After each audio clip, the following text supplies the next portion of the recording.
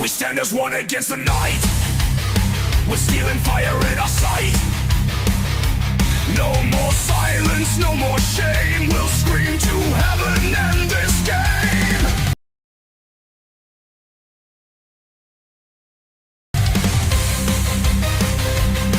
Not alone, Tiff and Spanny taking control. Vinny, Herbert, Daniel too. Kim and Gunner bring us through. Rise up, shout loud, don't tread on me. We're hunting justice, we will be free. No, no more tears, no more despair. We stand for Kerry, we're always there. CPS victims, hear our call. We break the chains, we stand tall. Through the darkness, find the light. Now we have Brenda, we are ready to fight. For every child taken away, we rise against the breaking day. Punisher leads our fearless flight. With hearts of fire, we'll make it right. Rise up, shout loud, don't tread on me. We're hunting justice, we will be free. No, no more tears, no more despair. We stand for Kerry, we're always there.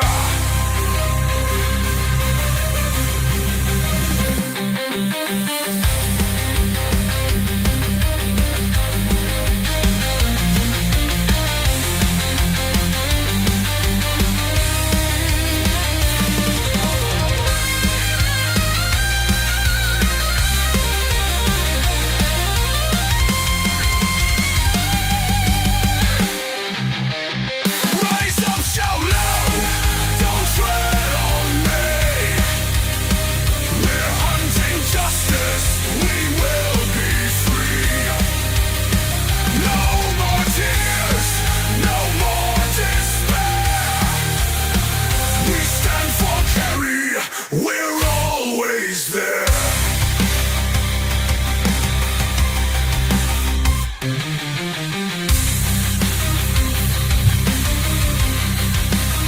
CPS victims, hear our call. We break the chains, we stand tall. Through the darkness, find the light. Now we have Brenda, we are ready to fight. For every child taken away, we rise against the breaking day. Punisher leads our fearless flight. With hearts of fire, we'll make it right. For every child taken away, we rise against the breaking day. Punisher leads our fearless flight. With hearts of fire, we'll make it right.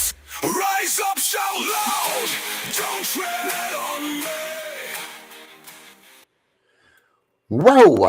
What'd you think of that one, Vinny? Be free. Yeah, that was awesome. Wow. Welcome, everybody, to Inauguration Day episode of CPS Victims Hunting Justice. I'm your host, the CPS Punisher. We got Vinny in here with me by my side. The others will be joining us soon here. We got the chat over here on the right here for us to be right there.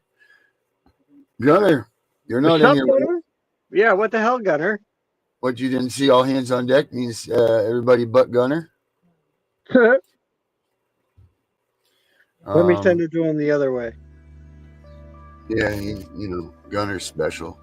Here you go, Gunner. I just send it to you specially. So what's up, everybody? Special election day here. We saw Donald Trump go into office today. Yes, waiting we to see- did. I watched that whole thing. Gonna wait and see what he does to CPS for us. Yeah. So we decided on the we talked about it earlier on the Tiff and the Punisher show. I'll bring it on right here. Is that we are we are going to do a message out to Donald Trump. So put your messages to Trump down here in the comments on the bottom here. Leave your messages for us that you'd want us to send to Trump, but also on Valentine's Day, February 14th, we're going to do a live show Hey, that Chris. everybody can speak up to Trump, and we're going to try to coax someone of his administration and them to pay attention to us and watch that show. And it's going to be all hands on deck for that show. It'll be everybody that has shows here. We'll all be involved in it. So it'll be a good day. Hopefully we can get someone to pay attention to what we've got going on. Because it's we need this. We need this. The CPS movement needs this. Let's take a look today at some of the biggest highlights of the Trump thing. How about that? Yeah. Especially his speech. I loved his speech. You guys really, if you haven't heard Trump's speech after his inauguration, oh my God. Help you stay in. Please raise your right hand and repeat after me. I, James David Vance, do solemnly swear. I, James David Vance, do solemnly swear that I will support and defend the Constitution of the United States. that I will support and defend the Constitution of the United States Against all enemies, foreign and domestic. against all enemies, foreign and domestic. That I will bear true faith That I will bear true faith and allegiance to the same. and allegiance to the same. That I take this obligation freely, That I take this obligation freely, without any mental reservation without any mental reservation or purpose of evasion. or purpose of evasion. And that I will well and faithfully discharge And that I will well and faithfully discharge the duties of the office the duties of the office on which I am about to enter. on which I am about to enter. So help me God. So help me God. Congratulations, Mr. Vice President. So salute to his wife.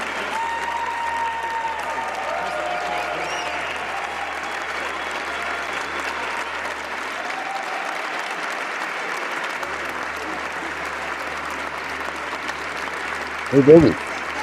Yeah. Did you know that those podiums are designed so that the president can fall down underneath them and they'll close up around him? Ladies and gentlemen, please Yeah. welcome Chief yeah. Justice Roberts to administer the presidential oath of office. Give her a little rub of the back.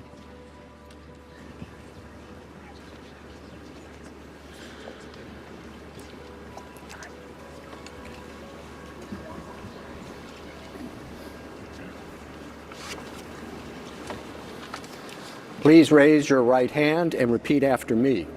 I, Donald John Trump, do solemnly swear I, Donald John Trump, do solemnly swear that I will faithfully execute that I will faithfully execute the office of President of the United States the office of President of the United States and will, to the best of my ability, and will, to the best of my ability, preserve, protect, and defend preserve, protect, and defend the Constitution of the United States. the Constitution of the United States. So help me God. So help me Look God. at Barron. Congratulations, Mr. President.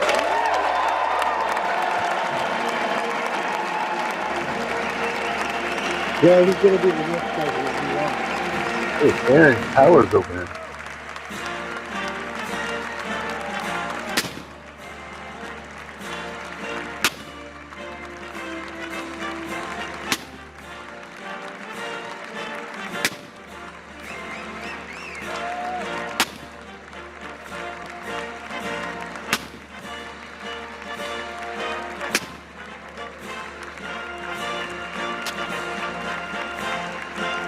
We were all talking about it today. Wasn't it look funny how this is Trump kind of looks like Carmen San Diego? I thought she looked Ambition like princess stuff. is the lifeblood of a great nation. And right now, our nation is more ambitious than any other. There's no nation like our nation. Americans are explorers, builders, innovators, entrepreneurs, and pioneers. The spirit of the frontier is written into our hearts. The call of the Oh, he's next wearing a purple great tie. adventure resounds from within our souls. Our American ancestors turned a small group of colonies on the edge of a vast continent into a mighty republic of the most extraordinary citizens on earth. No one comes close. Americans pushed thousands of miles through a rugged land of untamed wilderness. They crossed deserts, scaled mountains, braved untold dangers, won the Wild West, ended slavery, rescued millions from tyranny, lifted billions from poverty, harnessed electricity, split the atom, launched mankind into the heavens, and put the universe of human knowledge into the palm of the human hand. If we work together, there is nothing we cannot do and no dream we cannot achieve. Many people thought it was impossible for me to stage such a historic political comeback. But as you see today, here I am. The American people have spoken.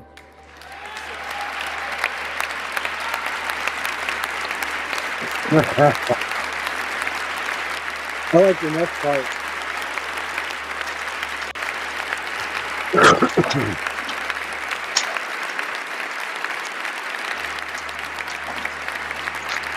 I stand before you now as proof that you should never believe that something is impossible to do. In America, the impossible is what we do best.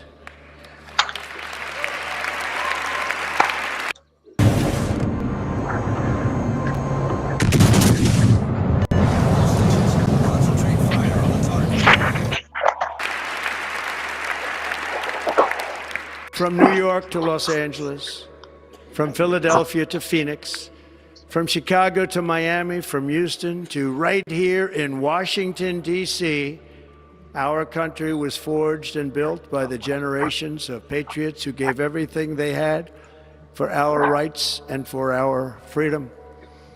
They were farmers and soldiers, cowboys and factory workers, steel workers and coal miners, police officers and pioneers who pushed onward, marched forward, and let no obstacle defeat their spirit or their pride. Together they laid down the railroads, raised up the skyscrapers, built great highways, won 2 world wars, defeated fascism and communism, and triumphed over every single challenge that they faced. After all we have been through together, we stand on the verge of the 4 greatest years in American history. With your help, we will restore America promise, and we will rebuild the nation that we love, and we love it so much. We are one people, one family, and one glorious nation under God. So to every parent who dreams for their child, and every child who dreams for their future, I am with you, I will fight for you, and Right I there. will win for you. We are going to win like never before. Right there. Yep. Thank you.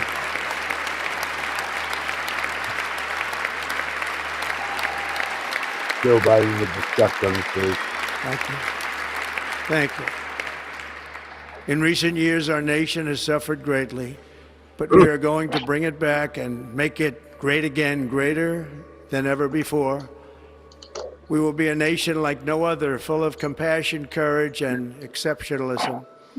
Our power will stop all wars and bring a new spirit of unity to a world that has been angry, violent, and totally unpredictable. America will be respected again and admired again, including by people of religion, faith, and goodwill. We will be prosperous. We will be proud. We will be strong, and we will win like never before. We will not be conquered. We will not be intimidated. We will not be broken, and we will not fail. From this day on, the United States of America will be a free, sovereign, and independent nation. Here it is. We will stand Free, bravely. sovereign. We will live proudly. We will dream boldly, and nothing will stand in our way because we are Americans. The future is ours, and our golden age has just begun. Thank you. God bless America. Thank you all. Thank you.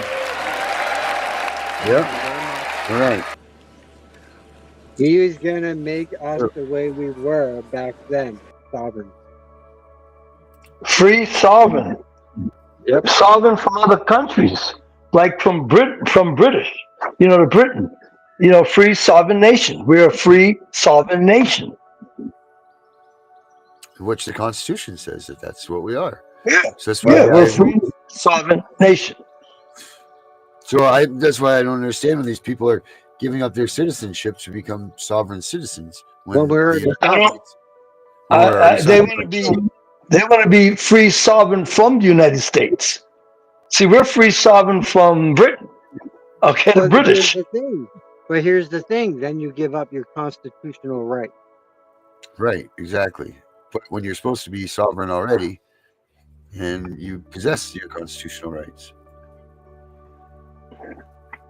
So when Trump is talking about the free sovereign nation, he's talking about free sovereign from any other nations.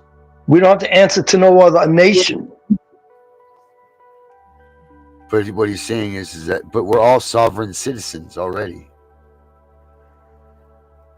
As it relates to other nations, yes, we're sovereign. But now, the people who were here saying they want to be sovereign, sound like they want to be sovereign from what's going on with our government. We already were. That is why it is written in the Constitution, we the people. It's not we the government. We the people control the government. Okay, then what about the people that stopped and said they're traveling, they're not driving? Those are these sovereign citizens. Yep. But they have to have a driver's license. Well, it says in some statutes and codes that you do not. Yep. It Only says you can operate a vehicle on a public way without a license. As long as you're not traveling, in work mode, what do they call that? In commencing, as long as you're not traveling in commerce, then you don't need to have a driver's license. Yep. That's it. You need a driver's license. I researched that up and down, and I couldn't find any place that any state, not even any state, that even territories, St. Croix, St. Thomas, Puerto Rico, St. John's, you need a driver's license. Hold on. I'm going to put the kibosh to this. I got it.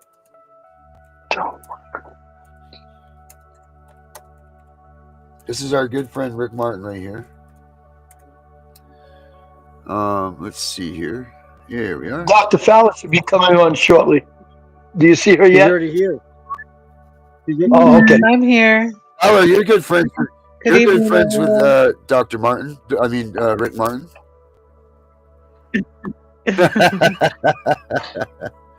So check this out, Herbert. Ready? I don't go anywhere without this. This is my traffic book right here. And if you read down below, public servant officer, it pretty much says to him, when a cop pulls me over, you're losing potato chips. But when a cop pulls me over, the first thing I do is I ask him, what's your emergency and how may I assist you? And he's going to ask for my driver's license and insurance or whatever. And I said, well, before we go there, I need you to fill this out. And I take that sheet of paper out of there and hand it to him. Before we can go any further, you need to fill this out. Once he reads this, it already puts him on notice that I'm not playing games with him. And then you open up the book, and that is so poignant. And here's the case I won against Harris County. Harris County, I always take my name out because I'm not going to give my name until you can give me what's called, and police always call it, it's RAS. What's your RAS? And they automatically assume I'm a cop because I'm using their lingo. And what RAS stands for, reasonable articulable suspicion that I've committed a crime. Okay, you don't have that? Okay, what's your SAF? Single articulable fact. Well, you don't have that either? Okay, you've just basically said that there's no reason to pull me over because you haven't seen a crime. Okay, here's the case I won against Harris County. You can see the stamps and date, and they ended up buying me a brand new Porsche 911 Turbo all-wheel drive convertible with them pulling me over and letting me spend a night in jail. So, and here's the lawsuit, and I've got these for everybody to see, and you can see that it's all put together, and there it is, signed by the DA and stamped, showing they lost the case. And they lost it, and they paid and you I what? sued them. And what did you win? $250,000 for a night in jail. And then Supreme Court says no license necessary to drive an automobile public highways. Now these are all documented. So what this is called stare decisis, okay? We're running a case that's already been won in the Supreme Court, and they're in violation of their oath of office when they don't pay attention.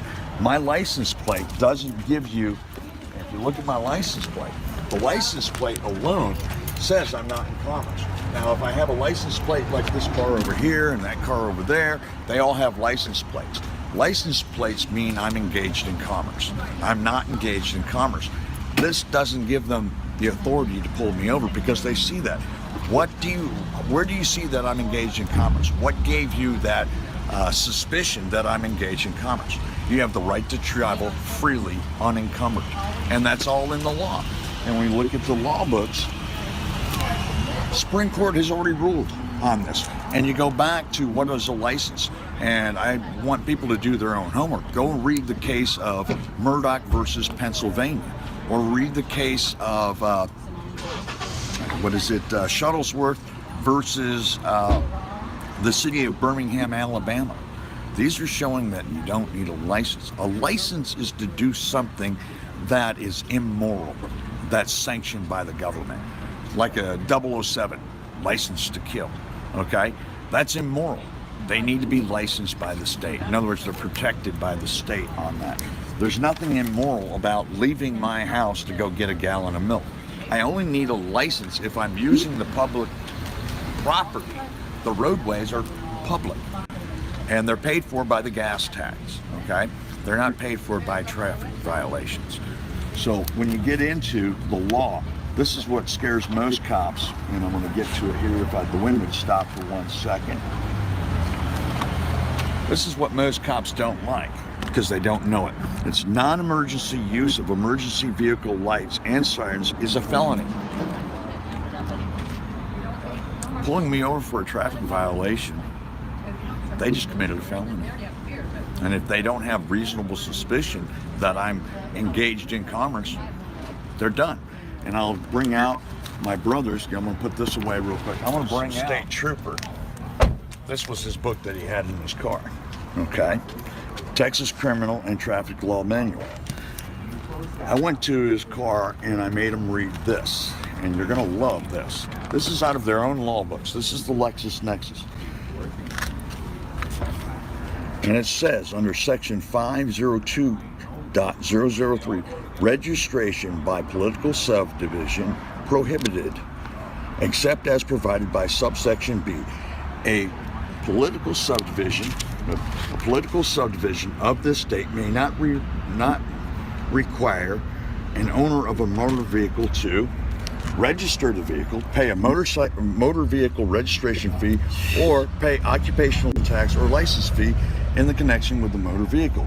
This section does not affect the authority of a municipality to, right here, license and regulate the use of a motor vehicle for compensation.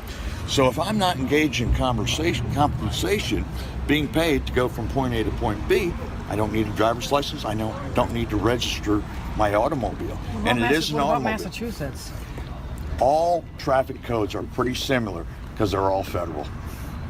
They're pretty much the same. Is a copy of Massachusetts you can online? You can find it, and I will tell you go to like Amazon or eBay and buy a used one. My brother had to pay $300 for this book, okay? And then you look at it here. Imposed a permit fee or street rental charge for the operation of each motor vehicle, okay, used to transport passengers for compensation. So who needs a driver's license? A taxi driver? Anybody that's engaged in making money using the public property. There you I go. don't go anywhere without this. There's your explanation, Herbert. That's not an explanation for me. And public roads for profit needs a commercial driver's license. If you're operating, what state is that guy in, by the way? Rick's everywhere. I believe that was in Texas. Where was he, Rick Fowler? You know? Last known in Michigan, but he says he's here in Pennsylvania now. Right. So he's everywhere. Okay, so he's everywhere. Okay, everywhere you need a driver's license. He could And he keeps intertwining. He keeps intertwining the word crime and violation, crime, violation. Anything with driving, for the most part, unless you're really going over speed, I mean, a criminal speed, it's a violation. If it's just a stop sign or you're going a little bit too fast, it's a violation. You need a driver's license. Yeah, well, that code book says when you put your little boop boops on, that's a felony because that's not an emergency. It's an emergency because of the fact that we're pulling a person over. The person knows we're pulling them over, number one. And number two, vehicles coming in behind us can see this police activity, so they'll slow down. Yeah, But Herbert, here's the problem that lies within it. We, the people, did not say we wanted license and stuff to drive cars. That's fine. Never Then once change it. did we vote on that. Then here's my thing, Vinny. Change it. We the people. The people should just change it then.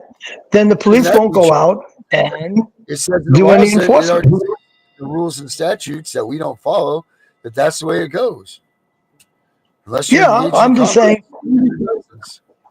I'm saying is change it, and I'll tell you what. That guy's going to get people in trouble. They listen to him, and they blow a stop sign.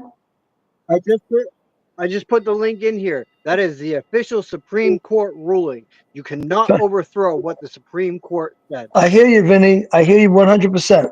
And I'm saying if people follow that and they blow a stop sign, they will get a ticket. And if they argue with the police. Hold on. Did you hear what he said though?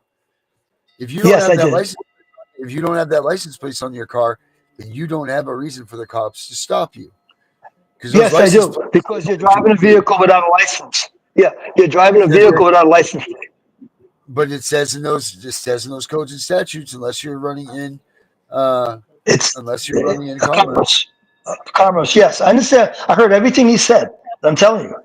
You drive without a driver's license, you'll be pulled over immediately. And then when you get pulled over, they're going to ask you for a license, registration, and insurance card. And I don't know of any state that will not do that. Yeah, Spanny, you're right. They will go to jail, but they're going to get a big payoff at the end, just like Rick got. Every time they take him in, $250,000 in his pocket.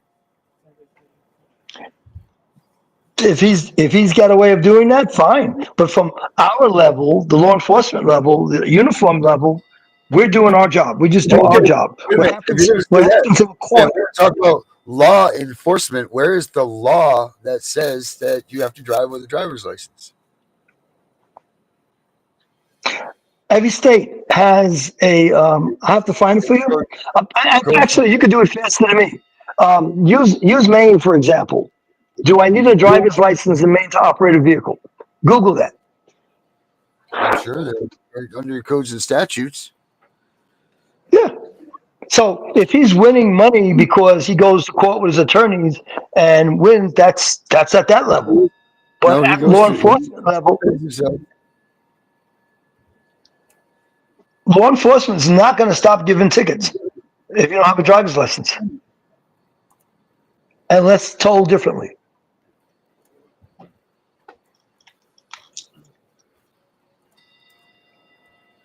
Not license.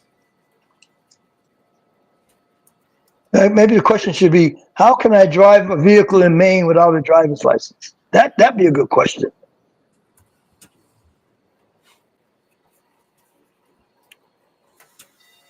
Now, traveling to me means you're a passenger in a vehicle. Sure, you have the right to travel. You're a passenger in a vehicle. You're traveling.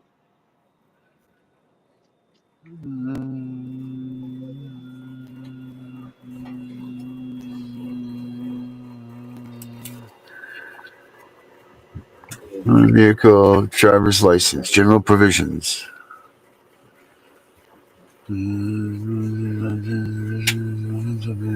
Well, licensed that person operates a motor vehicle on a public way or parking area. Without being licensed, violation, condition, restriction of the license violation. Without a license issued state by the resident, stay for more than 30 days. Issued pursuant, residents required to obtain a license within 30 days of becoming a resident of the state. This is statutes. Statutes and codes are made for us.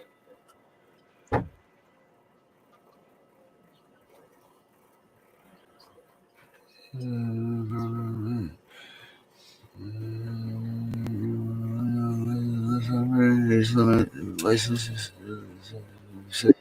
Right here. Wait a minute. Yeah, it's all under statute and Right. code. He's reading it, Vinny. I think he's got it. He's skim reading, Vinny.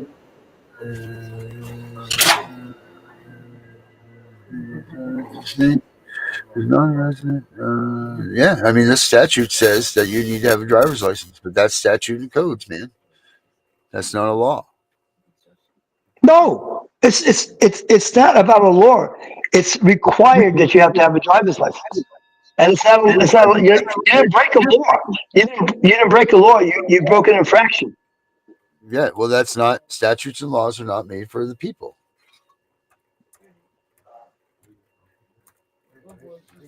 Statutes and codes are not made for the people. It's made for the government.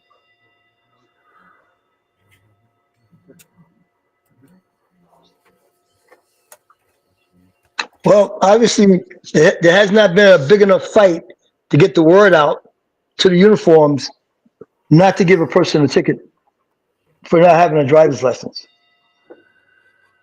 Obviously, there hasn't been enough money lost in lawsuits where the word got out to the uniforms not to issue a ticket to a person just because they don't have a driver's license.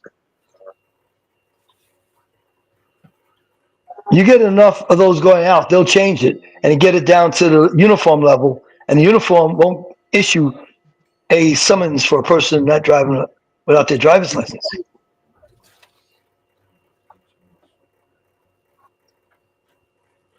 Anywho. Anyway, back at the ranch. Yeah, back at the ranch. Fowler, how you doing? Hi. I'm pretty much okay. Just in grief every day. I did want to make a quick remark about whatever it is you guys are Hey, Lisa. talking about. And color me conservative, but I mean, if the rule is to have a driver's license, I can never understand why people just don't get a driver's license. Pay for it and keep it in good standing, study the little book and keep a driver's license. Or if you're supposed to walk your dog on a leash, walk your dog on a leash, or don't jaywalk, or stop at the stop sign instead of doing a rolling stop. Like, I just think that when people go to court over these things, they're really diluting any movement or any statement or any point they might have in the greater world. That's just me. But could I? So I'm, Rick Martin is my friend, but I've never seen Rick Martin win.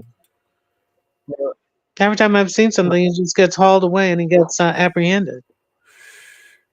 Well, that's just from his recent struggles, and that was them. That was actually him getting in trouble for representing himself in court. That stuff from the COVID stuff, when they said that he was illegally representing, he was practicing law, which we know that that's not a rule either. That's not a law either. No, but I just tend to think that he could find a better fight and a better cause. It's just me. Well, I mean, the guy's done everything else. I mean, he's been to war. He's dated what's her face, Sheryl Crow. He's he's done. He's been a Golf Hall of Fame pro. I mean, what else can you do? I mean, fight the government, I guess. What else do you want him to do? Kind of like all we're doing is fighting a corrupt government agency. Mhm.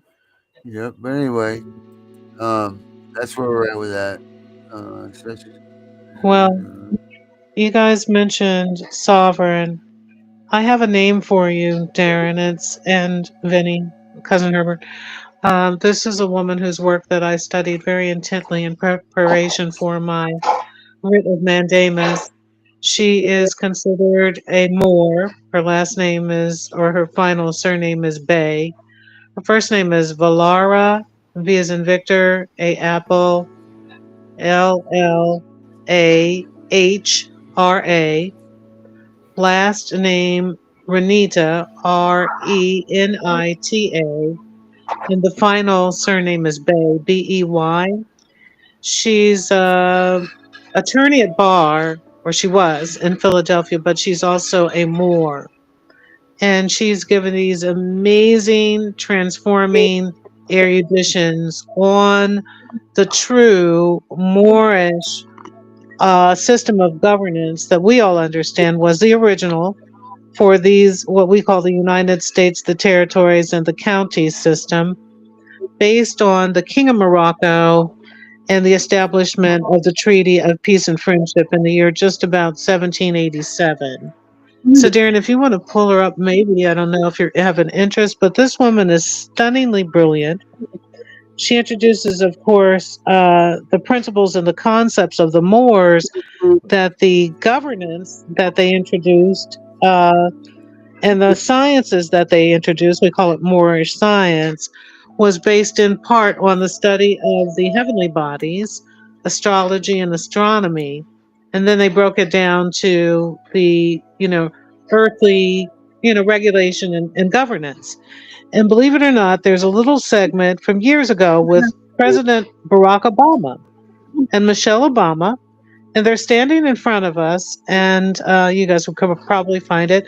Michelle is wearing a red dress, which is the color of the Morocco, their national color, and there's a Moroccan flag in the background. It's a red flag with a green star, and President Barack Obama is talking about the Treaty of Peace and Friendship.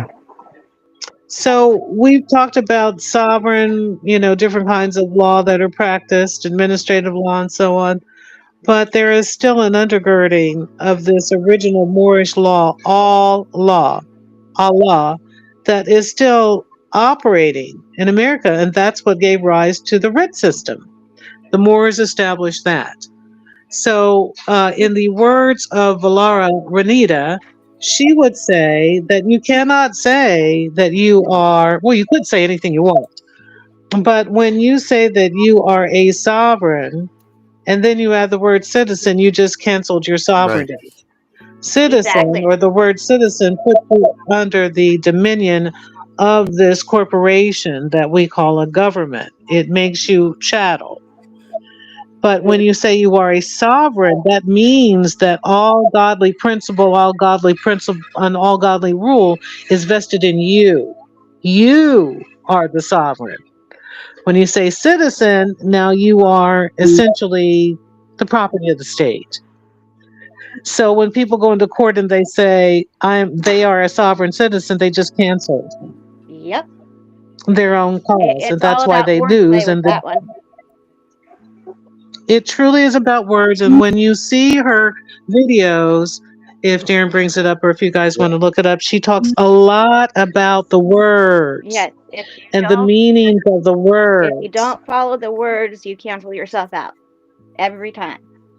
And then you're thrown in jail. That's right. That's why I'm so hell bent that parents do not use any of sovereign law, because it is so Kim and I have had conversations about this. I'm in agreement with her. It's so easy to screw it up. I mean, yes, it's correct. It's the way that things are supposed to be, but it is so easy to mess up. It's a lot easier to play in their court to understand what true sovereign law is. Now, I don't have an ID or a license yet. I have tried 4 times to get it through the state of Alaska, and it never shows up.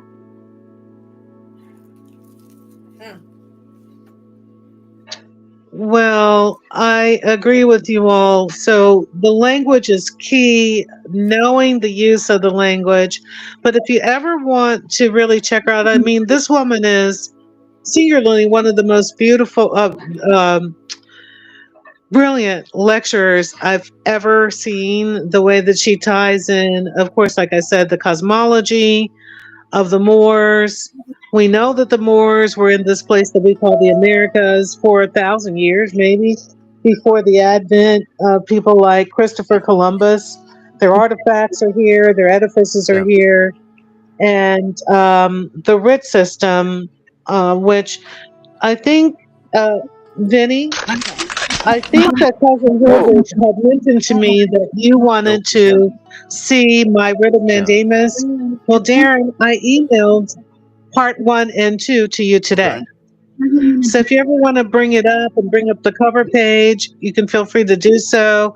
I've had a couple of commentators say to me, "Oh, you put too much in there." Well, I put everything in there that I could think of, including the spice rack, on purpose, because just getting it done was a win, and it is to be a landmark document.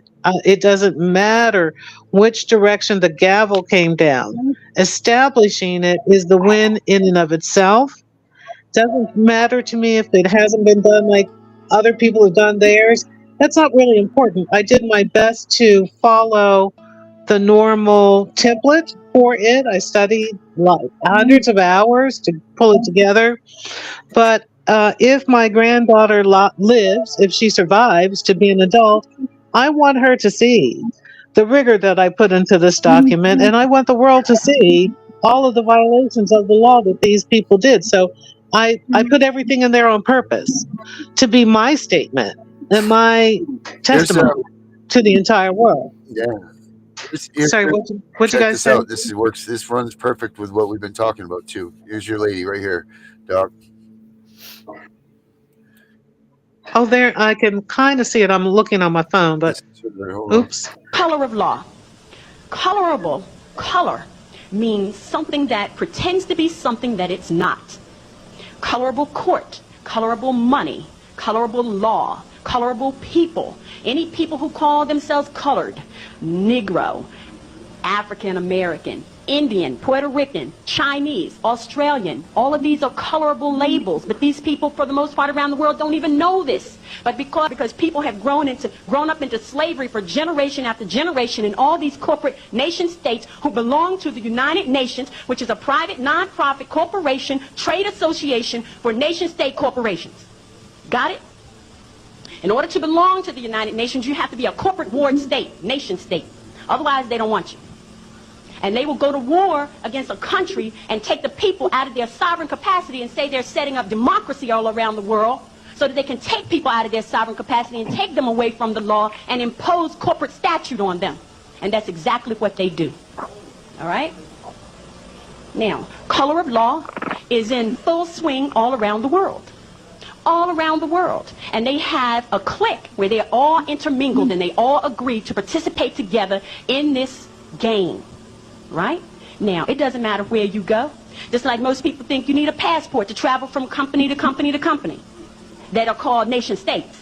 So you do need a passport if you call yourself black or African American or a U.S. citizen or any of those things. Yes, you need a passport to travel from one corporate nation state to another. But when you're traveling from one country to another, you do not need a passport. And those countries will tell you you don't. Depends on what you call yourself.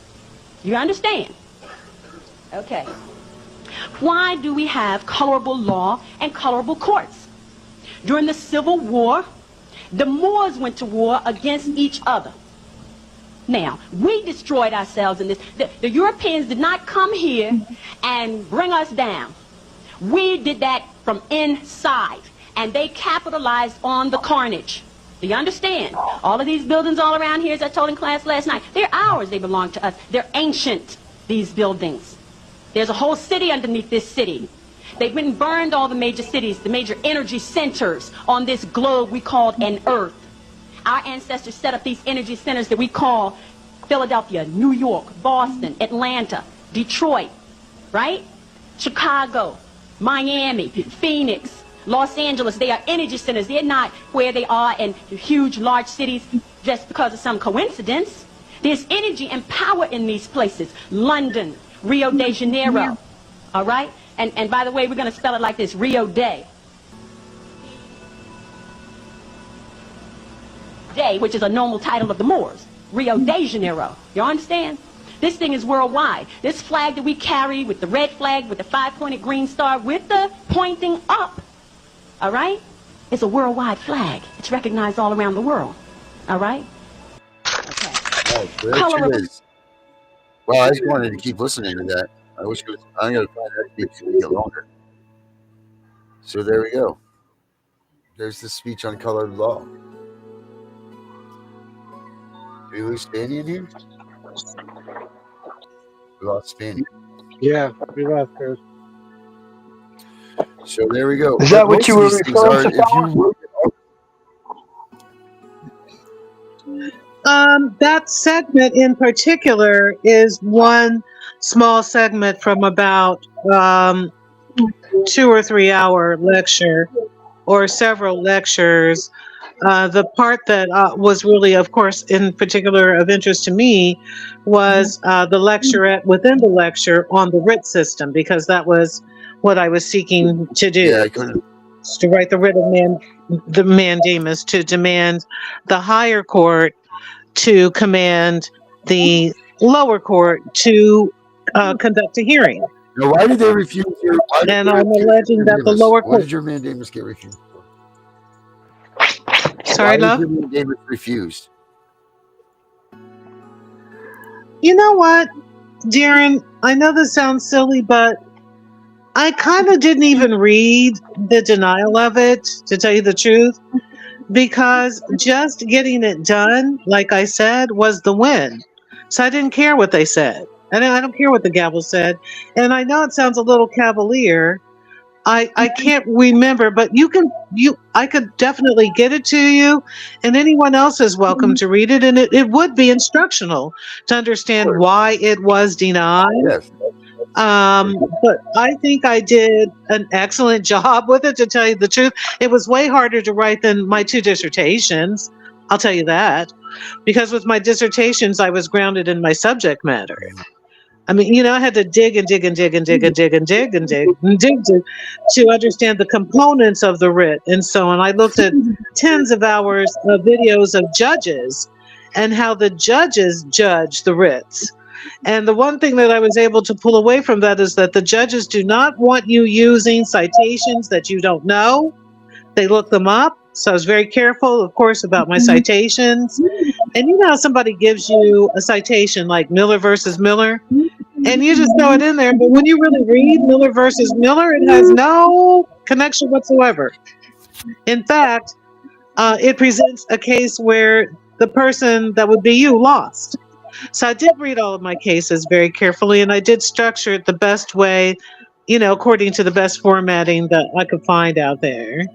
So some evening, Darren, if you want to pull it up, if you guys want to look at it, because Vinny had expressed an interest in it, it would be great. And if I can find it, the denial might be there on record. It should be, right? How can we look up your writ? How can we look up the writ of mandamus? How can I find it? Well, the writ itself will not be published. The denial and the judge's reason for the denial will be, but the writ itself usually is not published. I didn't even if it's denied. Well, they're not published.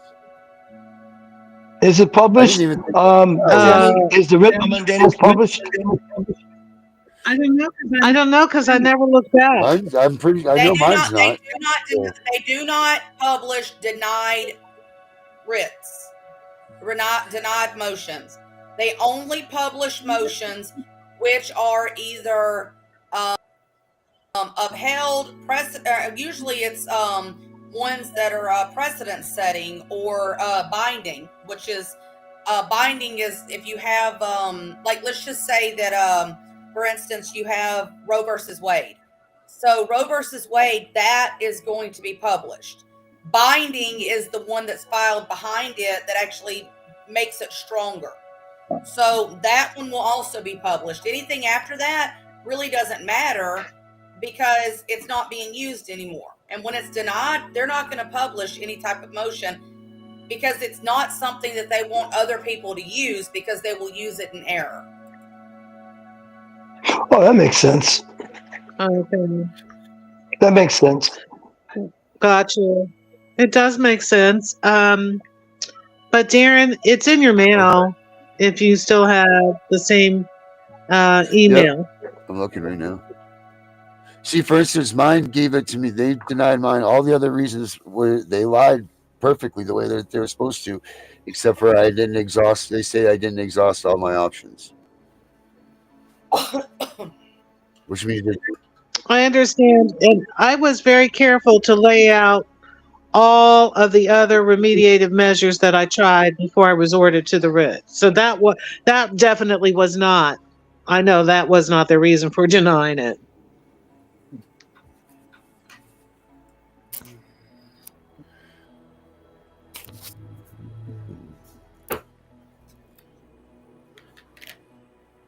yeah, and it's one justice that reads this thing. Dennis Ballard, what exactly were you asking for in your writ? I was asking the higher court to command the family court to conduct a hearing on my lawful custody of my granddaughter and my lawful right not just to intervene, but of my presence as the party of the matter. I was denied my rights to intervene. I was denied my rights as a party and denied my custody and a hearing on my custody, or denied a hearing on anything. So you were asking the court to recognize you as an intervening party and as the primary custodian of the child who should be recognized as such. And they refused? I'd love to see your denial. Oh, yes, of course. Well, maybe I can get it to you. Yes, of course. Of course, the lower court, I'm the lawful custodian of my granddaughter. My daughter is not the custodian. I still have custody. It's court awarded custody in my court of jurisdiction. My granddaughter was kidnapped outside of the jurisdiction of DHS. And the social worker tried to take away my custody. So that alone proves the veracity of it. Try to take something away that isn't real. She knows it's real. And then, so the court denied my custody. The court denied my many, many motions to intervene as a party after the baby was kidnapped. And the court would not give me a hearing on either, on my custody or my motions to intervene. I'm still denied party status. When I act, I am the party, not my daughter. Thanks for asking, darling. I would love to see the initial filing. You said that they I mean, I know we've talked about your case in the past, but some of that stuff I haven't been able to ask questions on. You said they took your jurisdiction of CPS. What do you mean by that? Was this like outside of the physical jurisdiction, venue jurisdiction, or is this like outside of the subject matter jurisdiction? Yes, both subject matter and person jurisdiction are vested in me. DHS is in the city of Philadelphia. I resided at that time in Montgomery County, which is not within their jurisdiction. Okay. So when the social worker just showed up at my house one day in September because she just wanted baby Carly so badly, like a blind dog in a meat house, she just ordered her social worker to just take the baby. I called the police and the police made them leave for lack of jurisdiction. So, how old was your grandchild when she was taken? 5 months, and it's been 835 days since she was last seen. Okay, and where did the child live? She's 5 months old. Where did the child live the majority of her life? The majority of her life, she resided with me. That she was domiciled with me because she was born under my household and my authority. And then I went to court, and the court awarded me first a protection from abuse order that had an attachment of full physical and legal custody of my granddaughter. It was an amazing order. I had never seen one that thorough before. It protected the other grandchildren. And then I went back to court, and the court awarded me immediately, with just a stroke of the pen, full physical and legal custody through the family court portal. So I had both the big custody and the small custody. Okay. In your mandamus, did you cite the UCCJEA as a reason that they didn't have jurisdiction to take your granddaughter? Did I cite what, love? The UCCJEA. I don't know that by that name. I did explain that they did not She have cites. jurisdiction. I'm in that section right now. But I'm not. I'm not familiar with that term. She has jurisdiction rights in here, but she doesn't cover under the UCCJEA. Yeah, see, that's the thing. That's one of your biggest errors. If they don't have authority because they're crossing lines, you gotta let. So this is the way the law works. Just basically the way it works. When you go to court and you ask a judge to do something, you have to give them. You have to show them. Excuse me, not give them. You have to show them that they have the legal authority to do whatever you're asking them to do. The way you show them that is by citing statutory law and case law. The case law and statutory law has to be as close to your case as possible. And relevant. You use those to tell the judge you have the legal authority to make this decision. She definitely covers a lot of that. If you do not cite those laws or those case or statutory laws, then the judge cannot rule in your favor whether he wants to or not. Well, she's definitely did a good job. So when you're filing a writ of mandamus, you're asking the higher court to order the lower court to do something. You've got to show the higher court that they have the authority to do so in this case. And if you don't give them something to show that, then it doesn't matter how good your argument is as to why they should do it. They have to be legally allowed to do it. Understood. It's coming back to me now. Darren has the table of contents probably in front of him. So as I recall, one of the first things I had to establish was that the higher court has jurisdiction. That's the first argument. That this court that I'm going to, it was the district or whatever it is, I don't know. I can't even remember. I'm kind of obliterated with it. But that the court that I'm going to has jurisdiction to make this decision. And then I did, to the extent that I could, throw in, of course, the cases that support custodianship for grandmothers. One of them was Baxter or something like that. There aren't that many that were out there. And of course, you have the standard Troxel versus Granville or whatever it is that shows that we have our not sovereign 1982 liberty rights. And because I also, of course, went into our state law, which is 235324, because I'm actually about 6 people based on that law in terms of my standing for custody. I am the grandmother, but I already have custody. I'm both parents, so that makes me 3 people. And I'm also the kid.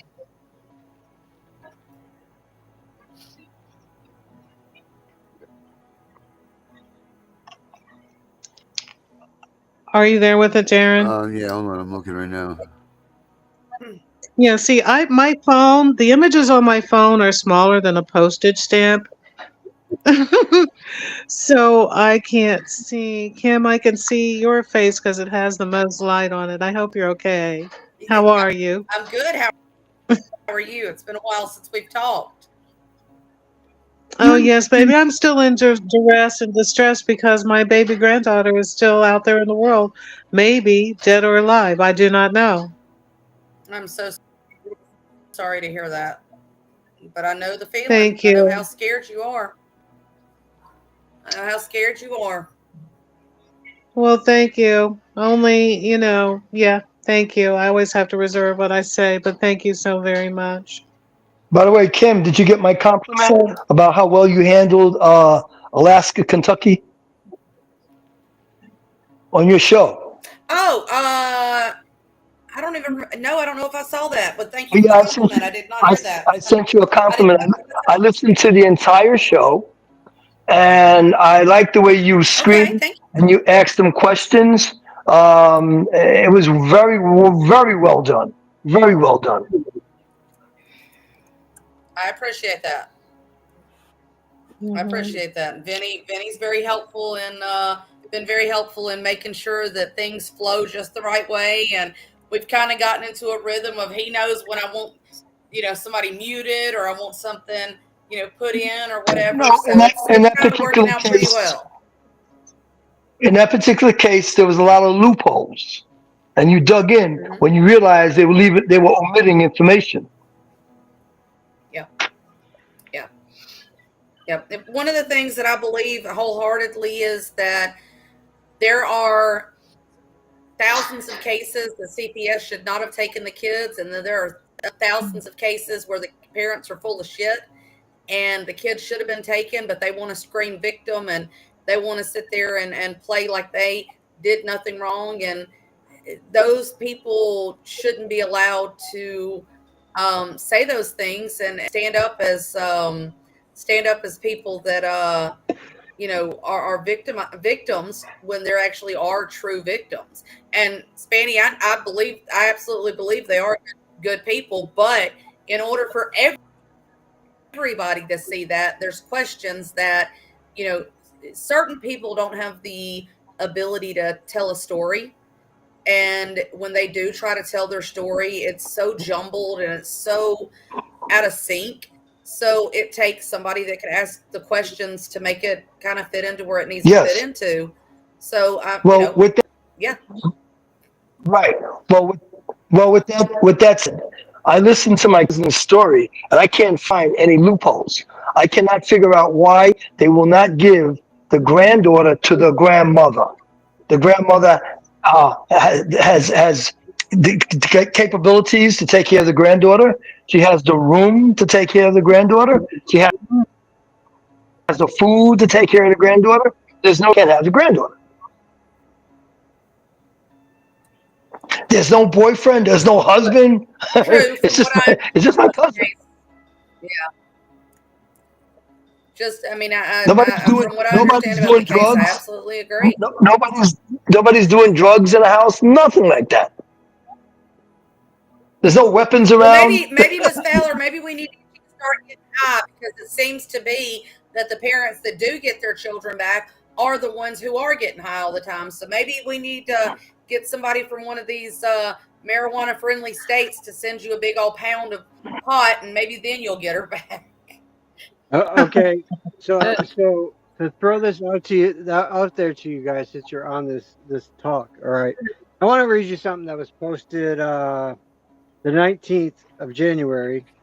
Okay, it states, this comes from the Maine Monitor. New federal data shows Maine Child Welfare Agency is moving against a natural trend.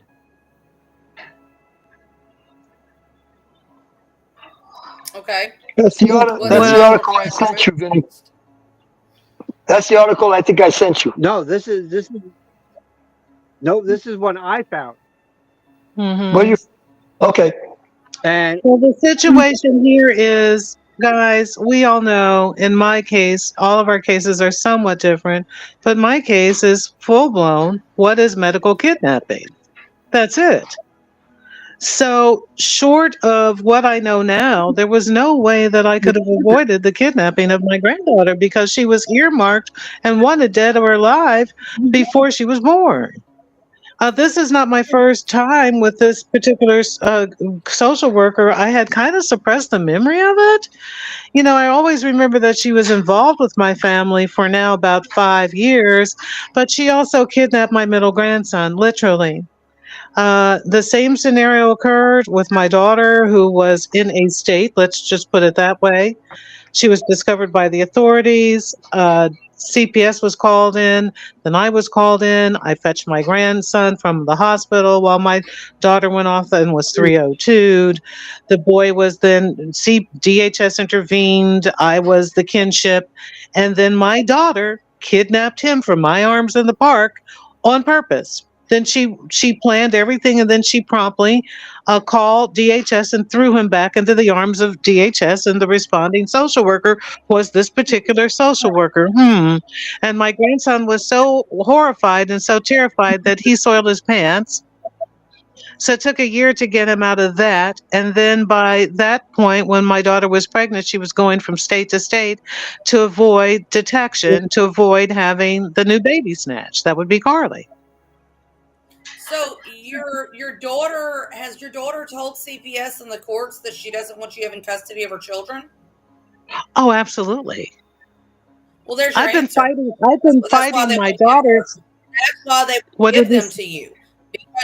Because your daughter, because Troxel versus Granville, the parent has the right to decide how their children are raised. Your daughter doesn't want you to have her children.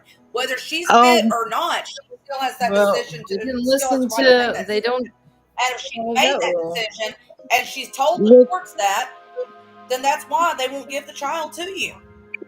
Kim, without question, my daughter is the original culprit. My oldest grandson is 23 years old. And every time I had him stabilized, my daughter would come in and she would do everything that she could in the entire world to get him snatched from me, to get him put into DHS, because my daughter has a new pathology that should go into DSM. I'm going to write it because I've lived it, where she cannot tolerate a single day she cannot tolerate her children being happy and safe and well adjusted. They must be thrown into DHS. They must be molested. They must be harmed. They must be traumatized. And she must fight me at all costs. Well, that's the thing is that when you have a situation, I've seen this more than once. I've got actually several grandparents who I have worked their cases. When you have a parent that is telling DHS and telling the courts, I do not want this family member to have my children, DHS is not allowed to give those children to you unless the biological parents' rights are terminated. At that point, then Troxel versus Granville goes out the window.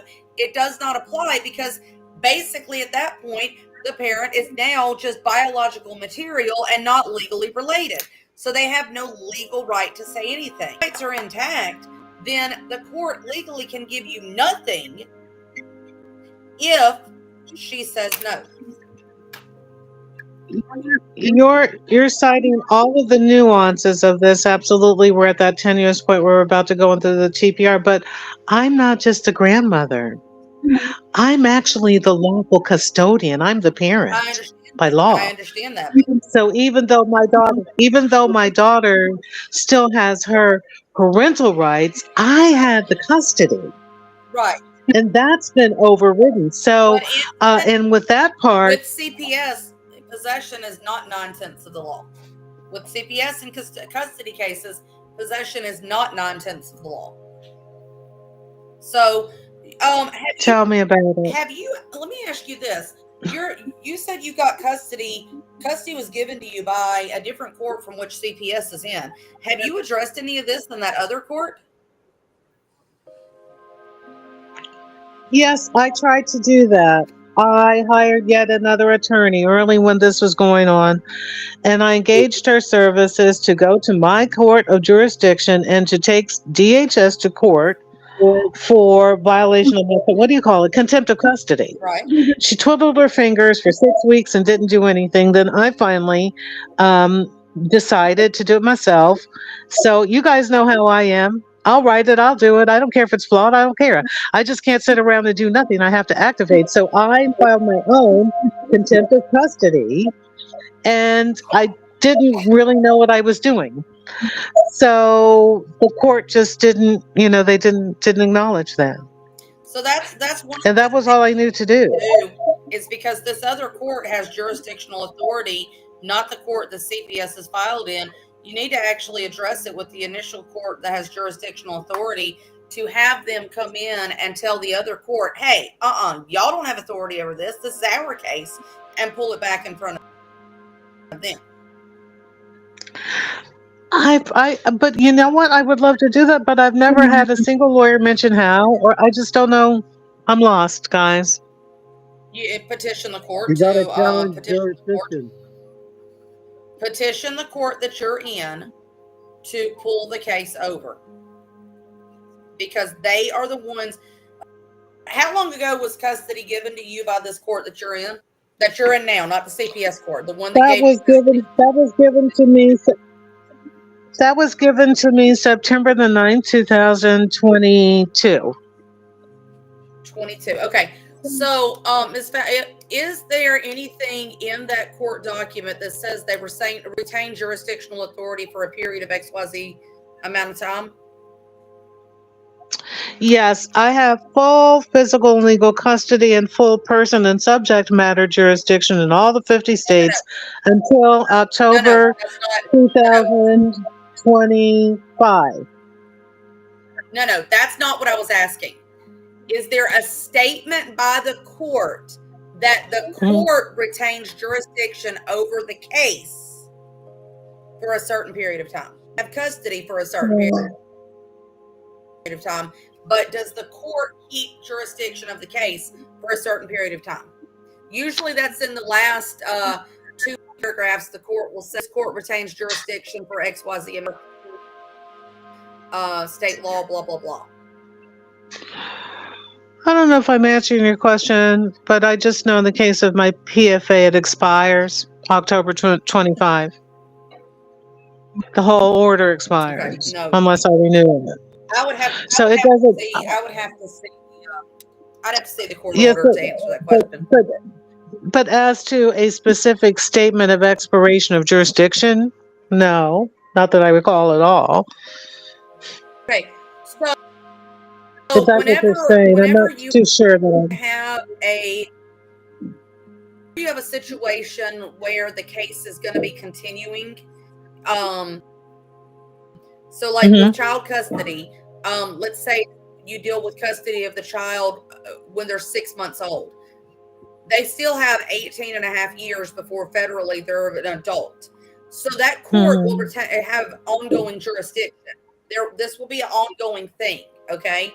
The other person may petition to get custody back. It may be flip-flopping. So what the court done in the original order, which says that you cannot go to another court to address custody unless that court first relinquishes jurisdiction for it to happen. That means that no other court has the authority to address custody of the child unless that court says they can. And the way that happens is by petitioning the court and asking for them to release jurisdiction. So if CPS did not ask the original court to release jurisdiction into the new county, that means that any order that has happened in the new county is null and void jurisdiction to address it to begin with. So what you're going to have the original court petition the original court to ask them to pull the case back over. If they refuse to, then you can go in with the writ of mandamus and ask the ask the higher court to order the lower court to pull the case back over to the jurisdiction where it's supposed to. Now, here's the other thing. When it comes to going to a higher court, less is more. I know it sounds eloquent to write a third page, and you think you sound, so intelligent, sound like you're the best person to have to get. They don't have to. All they care about is the law and how it was affected. So they don't have time to read it. Less is more. The best brief. Well, yes, agreed. Where you're going to get result. Of course. Now, the reason why I put so much elaboration into my writ of mandamus is because that is my landmark. That's my encyclopedic piece. But yeah, I get you in terms of the brevity of motions and petitions. But I do have a lawyer now, and I'm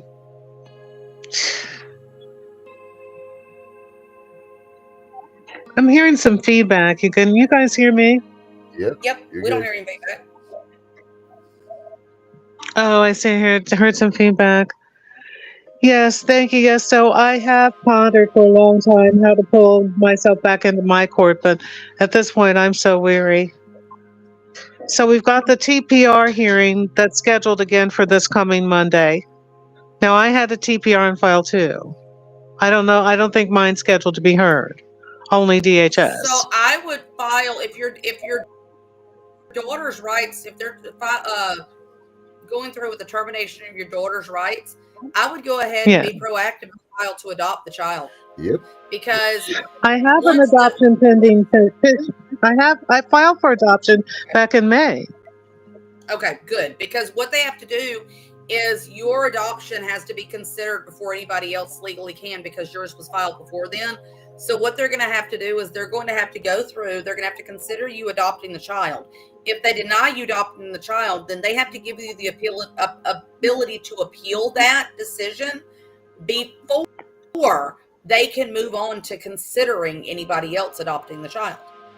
Yours has to be completely gone through before they can consider anybody else adoption. Hey Kim, does that still reign true after your rights are terminated? If say my son wanted to take custody of his siblings, and he was the first one to put that in, but this was after TPR.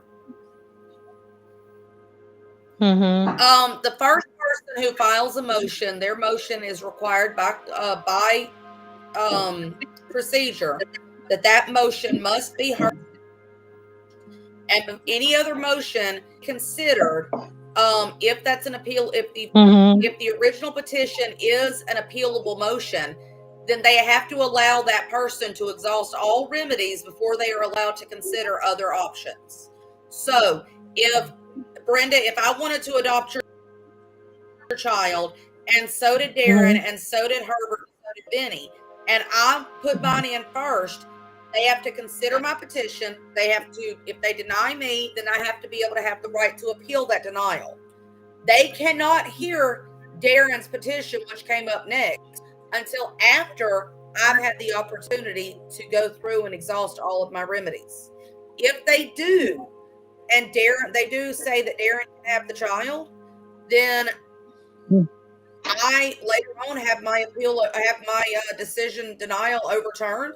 The adoption that he had, adopting the child, is null and void, and the child goes to me. Jesus. That's so convoluted. Our Help me, case Lord. is my son did put in before anyone else did to adopt his siblings, and it seemed like they were all meeting at the same, in the same time, within 3 days or something like that. So it was decided that the children would be adopted out to strangers, and they didn't tell us who that was or that it even happened. My son was left in limbo, not knowing anything, because they didn't even tell him, no, we're not picking you. They didn't tell him anything. Oh, they're supposed to give him a result of the order. They're supposed to give him the judge's decision. That's part of procedure, is to make sure the parties receive a copy of the decision. And if they don't receive a copy, if they don't, your appeal time starts from the day that you get the decision. So let's say that it's sent out today, and it's in Alabama. Okay, it was sent out today. It's in Alabama right now. Alabama's under a state of emergency because of all the snow and winter weather, and they're not used to. So let's say I've got 30 days to appeal a decision. The 30 days starts the moment that I get that. If I don't get it until February 13th because of all the craziness with the weather and what have you, I've got 30 days from February 13th, not 30 days from today. I know eventually Now, he got something if you in have an writing, attorney, but it was well after. I'm going to have to pull that up and see what the dates were on there, because I was actually thrown in prison during that time because I tried to rescue my daughter out of that abusive situation. And that's what was the other thing. So you're saying, say, this happened in Charlotte County, Florida, and the rights were terminated. Well, actually, at that time when I went to rescue my daughter, our rights were terminated, but it was still up in the air about what would happen to the children in any case. But would that mean that Dixie County, Florida, since it was where the dependency case took place, how can Charlotte County say, hey, we're going to decide the custody that was given to the foster parent or whatever you want to call? It's just a little confusing there, because I didn't know if that would like fall into the same category of what you were talking about earlier. the court that initially gave CPS custody is the only court that has the jurisdictional authority to make the decision as to whether or not that the rights are terminated. The only way that another county could do that is if the first county released jurisdiction to the other county. So there would have to be some sort of petition by CPS in the other county asking them for a change of venue, which would allow them to give it to the other county. Darren, Vinny, y'all, I feel left out with hats. What's up here? Why are we all wearing hats You tonight? know, hat because you're not in a cold like this. Yeah, it's turning cold in Louisiana, y'all. We're supposed to get It's negative 13 degrees up here. What are you talking about? Yeah, we're getting there's all kinds of warnings. Louisiana, everybody's panicking. Nobody's lived up north except me, obviously. But they're shut down. My son doesn't have to be at work tomorrow. Gonna be funny and take off the hat and put on the mask. We get you one of these hats, Kim, if you need one. I got a hat. I'm sure you do. Kim, what's your email address? Look, guys. Look. It even comes down. It even comes down. Somebody made that. I had a friend of mine make me this. I love it. It is my favorite hat in the entire world. I love it. Kim, what's your email address? DHRJusticeAlabama@gmail.com.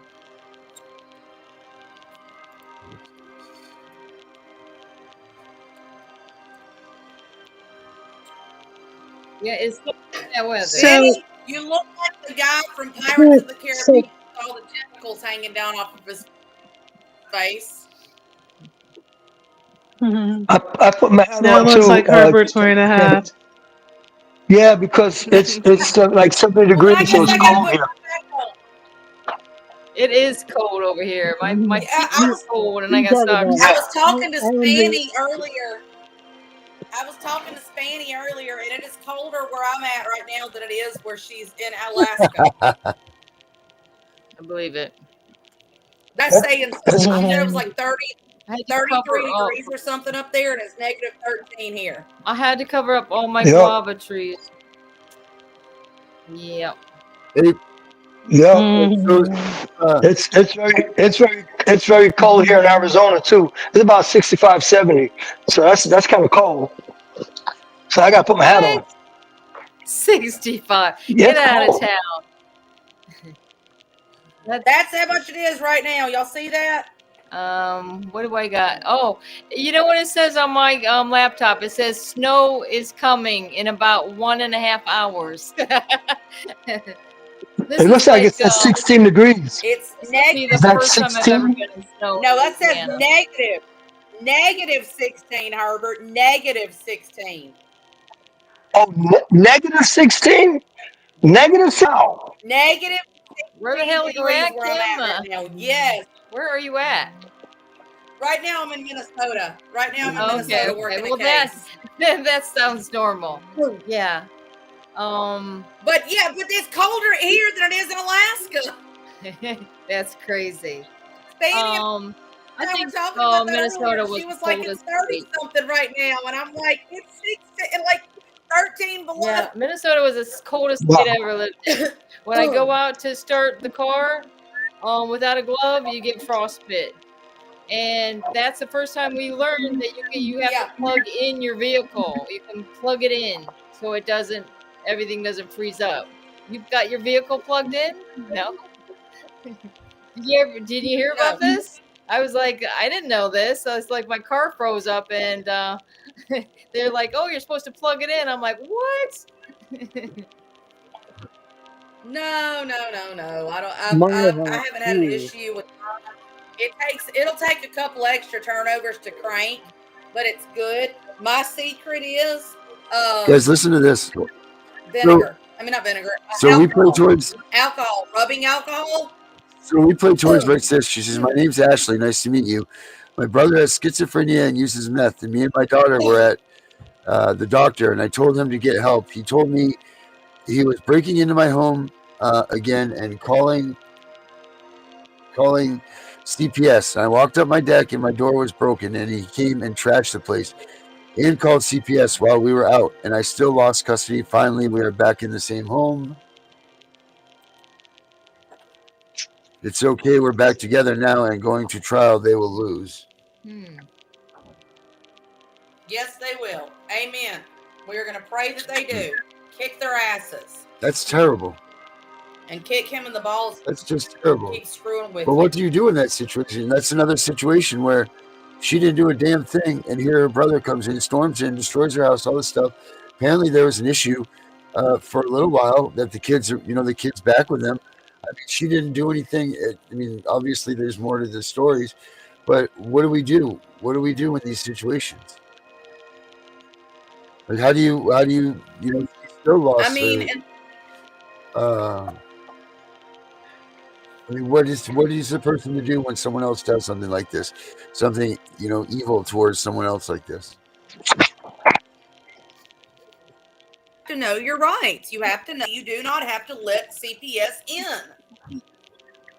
You make them go get a court order. Don't cooperate with them. Don't give them any information. The more you talk, the more they learn and the more they use against you, whether it's factual information or not. And Herbert can tell you that as a cop. The more you talk, the more information they have to use against you. That's very correct. But I think that what it is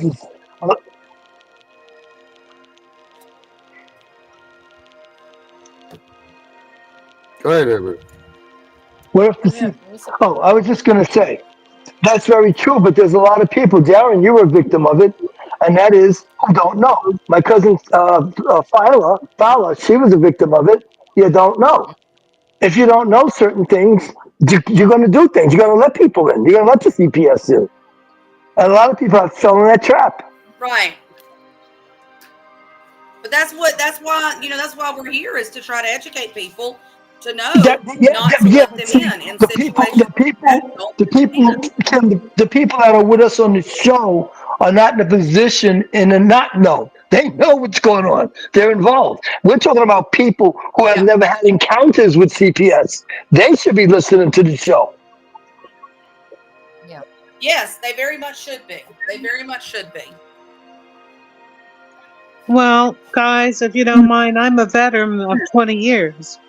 My oldest grandson is 23 years old, and for 20 years I have been striving with the same organization. The difference now between 20 years ago, my daughter making false calls to CPS and alleging things. Are you guys hearing the feedback, or I'm good? You're good.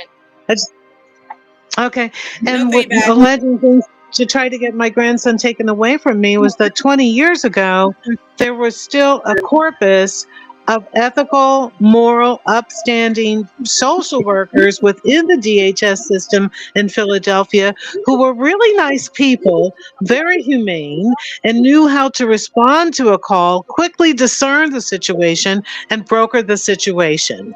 Then there was a change and everything went totally corporate, as you all know.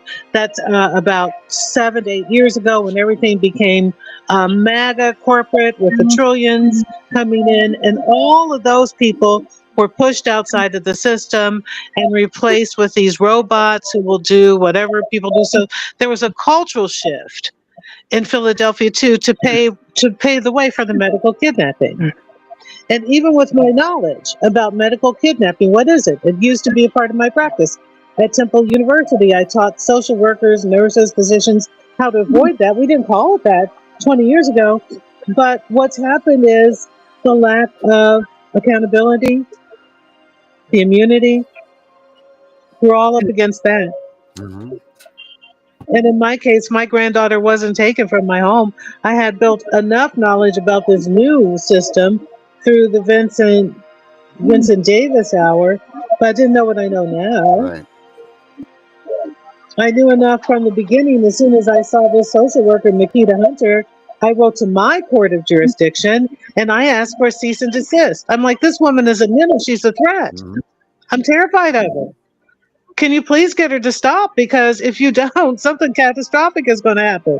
Please, do we have to have these family visits? It's going to be a catastrophe. Please, this woman is threatening me. So I did all that I could to Kim is backwards. Huh? So this week, guys, what do we got? What do we got coming up this week? It's child welfare and child protection. This is actually one of the first. It says, the CPS investigated knowledge and construct an impression of risk through assessment, consult, analysis. That means shut your mouth. They can only, if you open your mouth, if you tell them what they want to hear, if you answer questions for them. So shut your mouth. If they can't, they can't get an answer out of you, they can't get an impression. They can't make an analysis.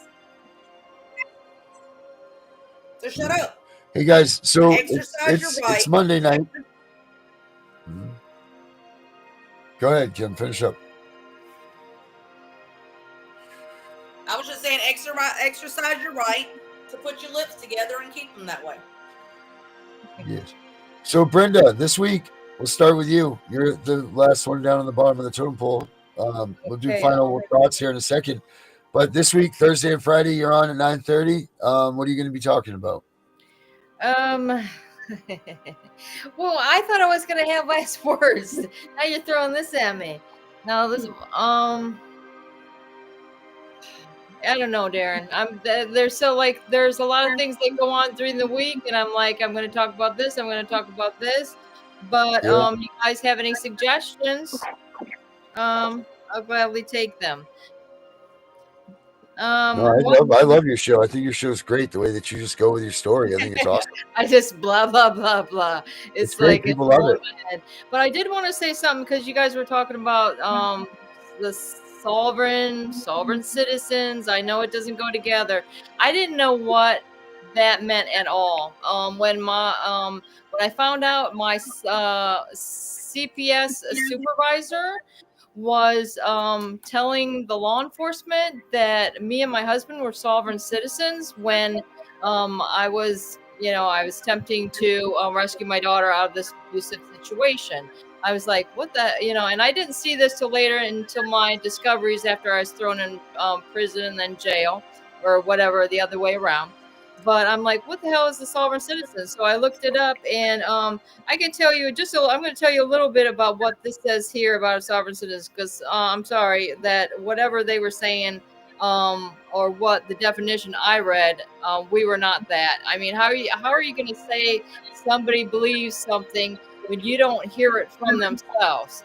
When they're seeing, like me or my husband makes films on YouTube, they're taking that as some type of reality, that's his belief. I'm sorry. He's just an on-air performance. But anyways, it says here that American Sovereign citizens claim that. Wait, is this the part I want to bring? Yeah, that the federal government is illegitimate. Sovereign citizens outside the U.S. hold similar beliefs about their country and governments. The movement can be traced to American far-right groups such as Clase Comitatus. And that's funny that word, because I never even seen that till today, and I looked up this definition because back when we lived in Minnesota, for some reason the cops wanted to keep coming out to our house then. We didn't have any problems with CPS at that time, but the sheriff there asked us if we were posse comitatus, and we're like, what the hell is that? We have no idea. So in any case, it says they're like constitutionalists, a wing of a militia movement. The sovereign citizen movement was originally associated with white supremacism and anti-Semitism, but now attracts people of various ethnicities, including a significant number of African Americans in the latter, sometimes belonging to Moorish sect, whatever that means. But they're saying that sovereign citizens are not violent. Anyways, I just thought it was funny. And I always get excited now when somebody talks about sovereign and that, because I'm like, just like I didn't know anything about CPS and them what they do, I didn't know anything about sovereign or what that meant when that was told. Anyway, Those your last words too, Brenda? yeah, that was a lot of last words. But all I can say is I'm very encouraging everyone. I know it's cold and everything like that, and a lot of people don't like to get active outside because it's so damn cold. But I encourage you to exercise, eat right, because it's keeping your mind healthy through exercise as well. Keep your mind busy through whatever you like to do, like activities. Some people like to sew, some people like to cook. I like to cook myself, but I think you always have to have that outlet to keep your mind busy on other things, not just like constant fighting against the system, because it will wear you out so bad. It's just, believe me, I know. But and definitely just like everyone says, just keep the positive attitude. And I say prayer. I think there's a lot to do with a prayer, and I really believe in prayer, and I believe in just trying to get into your Bible, and just even if you're doing it by yourself. I mean, just don't take anybody's word for what the Bible's saying. Look it up, back it up, and I always try to surround myself with people who know a lot about the Bible, and that's how I've got through all these years. Hell yeah. Amen to that. Dr. Fowler, you want some last words? Well, yes, and thank you so much. They're the same ones as usual. All right. My abundant thanks and appreciation for each and every one of you, for all of our listeners and our supporters and our well-wishers, those who are here and those who are not. And may the angels of protection and peace guide each one of our children and look over each one of our children and ourselves. I'm so grateful for the love that passes between us and for this circle of friends and well-wishers and supporters. May the circle be unbroken. Amen to that. When are you going to start doing some shows, Fowler, for us? Getting back in the grind. Well, actually, I'm preparing stuff now. You know, I'm still a type A personality. I want to have everything scripted out. But now that you ask me, I do want to bring, first of all, as an introduction to it, the letter of command for the return of baby Carly that the dads have structured here. And I sat down today to actually shoot it to you to find out if you could manipulate some of the photos, because I want the world to see the pictures along with the captions, and I just couldn't figure it out. And so that's one thing. And a show. I'm looking forward to the return of Men in the Trenches. If I could figure out how to wave my magic wand and be able to get in touch with you. We're here right now. That could be the name of your show, Tammy. It could be Men in the Trenches. by Dr. Fowler. Or magic wand. Well, that was Darren's concept, and I was there. And we, the return of thank you, Herbert, would be great. I'm so Yeah. So appreciative. that's your show on the Darren's Network. It's Men in the Trenches. Men in the Trenches. Yeah. We'll keep the trenches working, Fowler. We'll bring it back. We'll start. Yeah, it was more of a co-project. Yeah, But actually, yeah, we were gaining momentum, I think. And, I think of myself always as a delegate to the men's movement. So I would be You went pleased. to RFK for us. Sorry, you went to love? RFK for us, remember? I did. I had my first maiden voyage out there as a delegate, and I think I did pretty good. I brought you guys back a CIA agent on my first time out there. Come on now. You sure did. So we'll get working on that for sure. Absolutely. All right. Thank you. Better pray that I go on this juice fast so I can stay in that Yeah, suit. that's right. Sure. Kim, what do you got this week? And let's do some last words with you. Are you Monday through Friday this week? We can.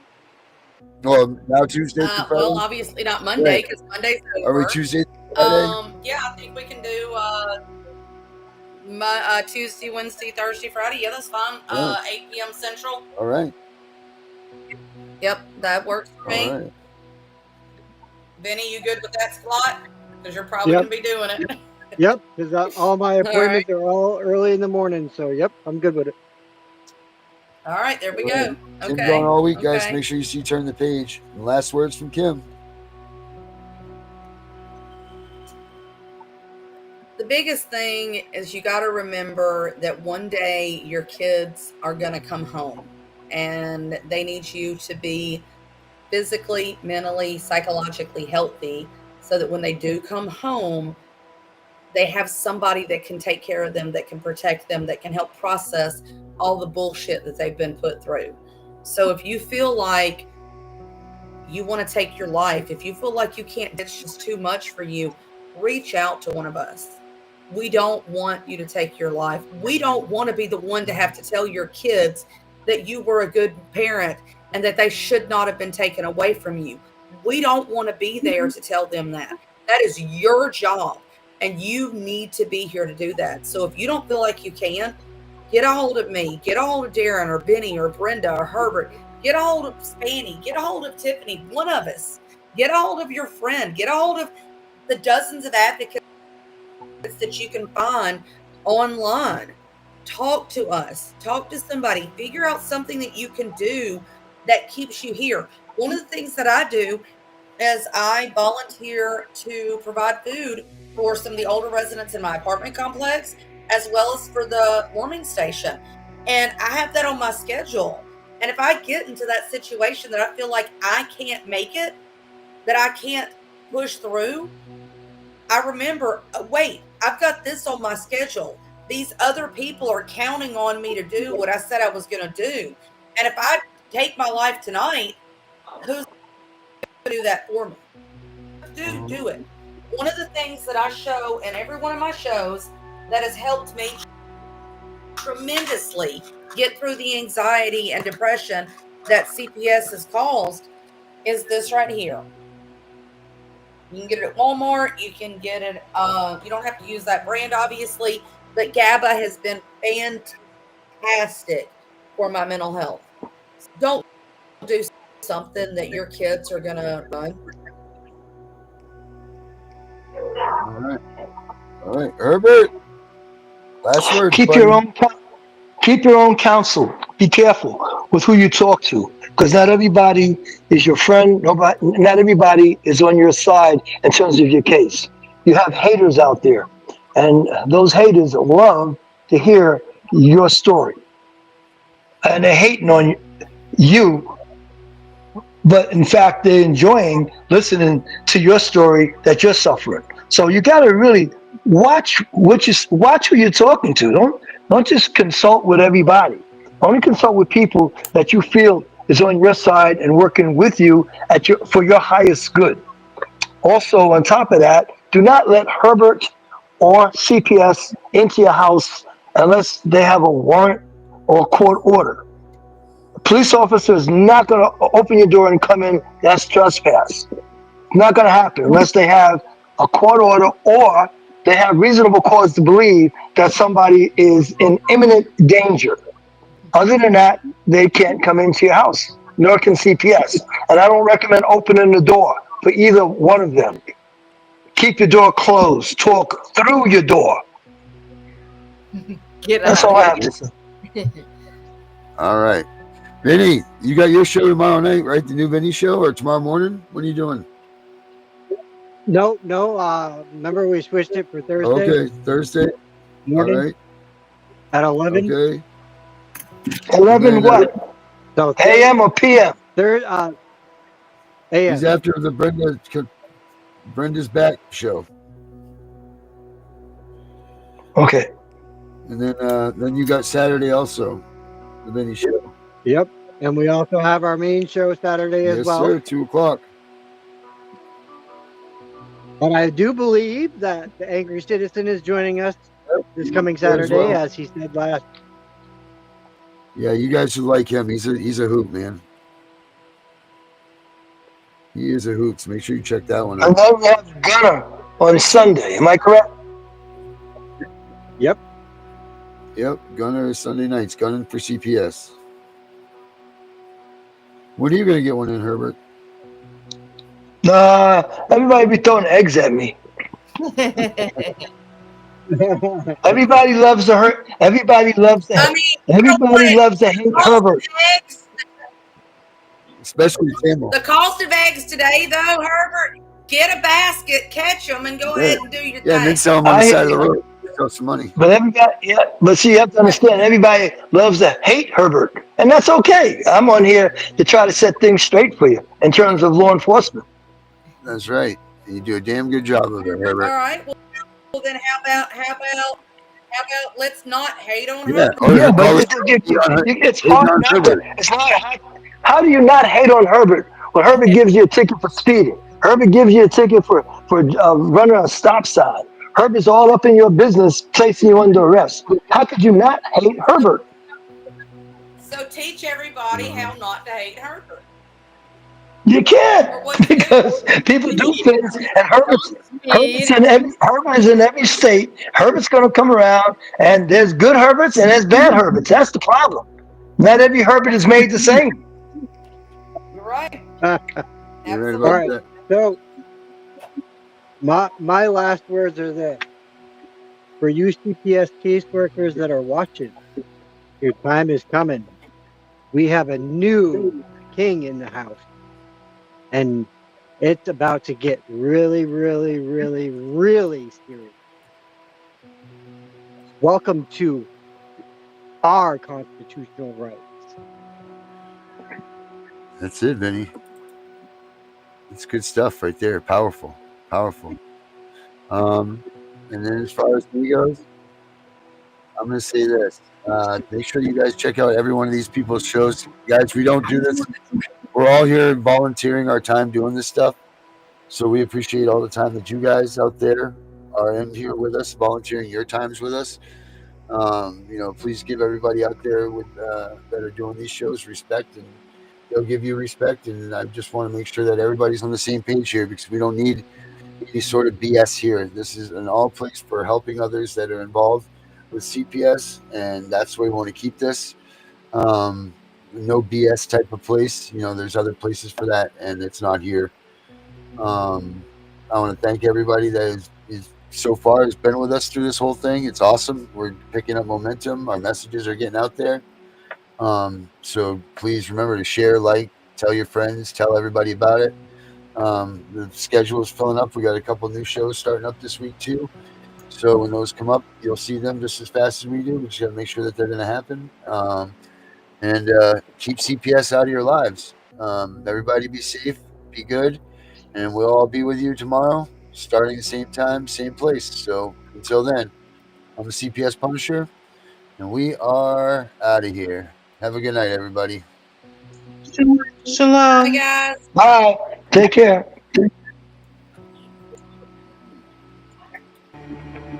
I'm the one that you hate for making ain't the same. Yeah, you're right, there's a difference. Y'all are woke and we're awake. What a joke. Does white privilege have something to say? Your president drove the country into the ground. The crime rate is through the roof, there ain't no jobs to be found. Inflation going up, my kids need food in their mouths. You put the fake news on every TV screen in my house. Hold up, your president a racist, homophobic, tried to overthrow democracy and everybody knows it. He will never make America great again like the slogan. He a white supremacist, just like all of you who voted. That is not facts. All you woke morons do is talk trash. Drag queens in classrooms hate anyone who's not black. You're pro-white, you know that's what the Klan members are, right? You're anti-LGBTQ, then why they always on your mind? Bro, you're a boy, you're a girl, stop playing stupid. You screwing up the youth and all the children are our future. You don't care about the kids, look at all the school shootings. You're pro-gun, it's your fault, stop making those excuses. You think anyone who don't agree with you is just a bigot. You're a fascist, you're a Nazi. You just mad because you triggered. You're just jealous of the left because we're progressive and we're winning. Now I'm tripping that you won the election because you rigged it. They put you on the left, they put you on the right. They tell you what to hate, then they tell you who to fight. Till you're screaming, screaming. They put you on the right, they put you on the left. They tell you who to hate, they do anything to get you screaming, screaming. My president draining the swamp, we building walls. Your president opened the border for one and all. Now there's murderers and criminals evading the law, walking right into America, our safety is gone. Well, my president ended pandemic, saved the economy, and introduced legislation fighting for our equality. His son smokes crack, I don't care about that honestly. He's raising all our wages, he can't raise his children properly. You obviously pro-life, a woman's choice is your right. I feel like abortion is important and you don't like. You're treating it like birth control, you're treating them like your wife. I said that all lives matter and I also meant unborn life. You're so clever, go ahead make your little memes while we're bringing home the soldiers who were in the Middle East. Okay, you brought the soldiers home, but then you burnt the flag and took a knee and left the men who fought for all our freedom homeless on the street. Build back better, there'll be violence and riots until you Bible thumpers learn to fall in line and trust the science. We ain't ever backing down from all you pedos and tyrants. The right is fighting the system, the left designed to divide us. And that is clown talk, all you got is mean tweets. Free speech, call the cops, dog, you defunded the police. This country will be better off without all you freaks. This is America, homie, if you don't like it, you can leave. They put you on the left, they put you on the right. They tell you what to hate, then they tell you who to fight. Till you're screaming, screaming. They put you on the right, they put you on the left. They tell you who to hate, they do anything to get you screaming, screaming. No president will ever give a damn about the truth. It don't matter who's the winner, cause the people always lose. No president will ever break the system from inside. It's a deep state plan dividing us into sides. It don't matter if you're left, right, black, white, red, blue, conservative or liberal, rich, poor, me, you, Republican or Democrat, old, young, mean, cool. They promise us our freedom, but then all we get is free doom. They put you on the left, they put you on the right. They tell you what to hate, then they tell you who to fight. Till you're screaming, screaming. They put you on the right, they put you on the left. They tell you who to hate, they do anything to get you screaming, screaming.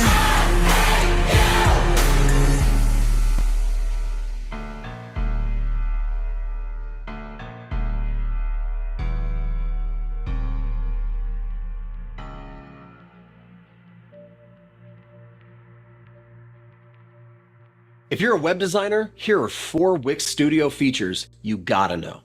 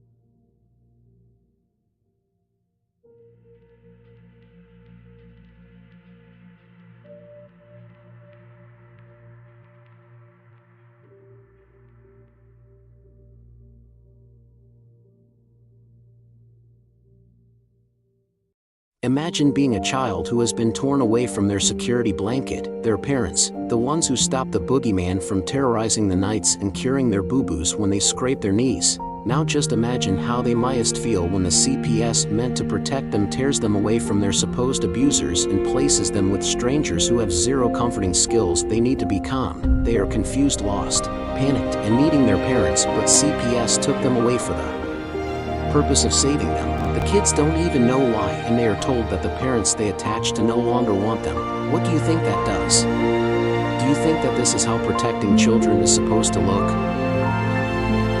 Abolish CPS. Our courts are contaminated with young, inexperienced caseworkers and polluted with bribes, high-priced bonuses for speedy adoption of terminated parents, and judges who don't practice law with the Constitution in their sights. This is a problem.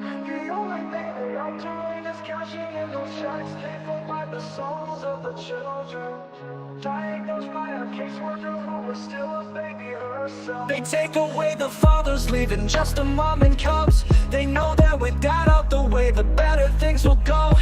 Breaking apart the family, destroying the American way. Our legacy is built upon our families of yesterday. Fuck CPS, fuck what they doing.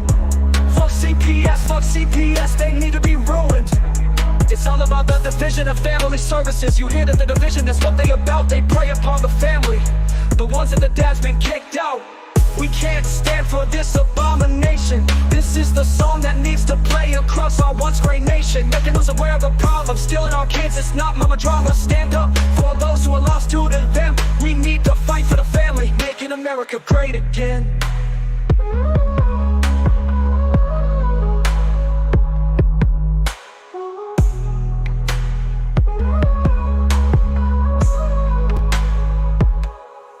CPS comes along with the mission to protect. The only thing they are doing is cashing in those checks, paid for by the souls of the children, diagnosed by a caseworker who is still a baby herself. They take away the fathers, leaving just a mom and cubs. They know that with dad out the way, the better things will go. Breaking apart the family, destroying the American way. Our legacy is built upon our families of yesterday. CPS, fuck what they doing. Fuck CPS, ain't need to be ruined. It's all about the division of family services. You hear the division, that's what they about. They prey upon the family, the ones that the dad's been kicked out. We can't stand for this abomination. This is the song that needs to play across our once great nation, making us aware of the problem, stealing our kids. It's not mama drama. Stand up for those who are lost to them. We need to fight for the family, making America great again.